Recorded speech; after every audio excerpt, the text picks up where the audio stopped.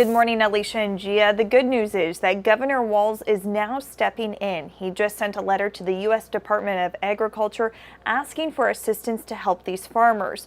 So what does that assistance mean for farmers? Walz wants USDA Secretary Tom Vilsack to open up conservation acres in counties facing severe drought.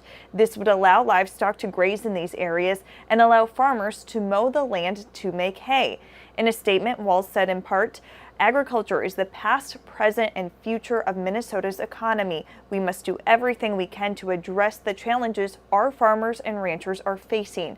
But with roughly 40% of the state reaching level 2 drought conditions, the question is, will it be enough to help farmers? Listen to what one farmer in Scandia had to say after the storms on Wednesday.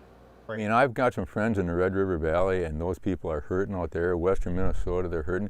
My son's father-in-law is over in Wisconsin. There's already guys over there plowing their corn under because they're going to get nothing. The Minnesota Department of Agriculture's Rural Finance Authority Board has declared an emergency due to the dry conditions.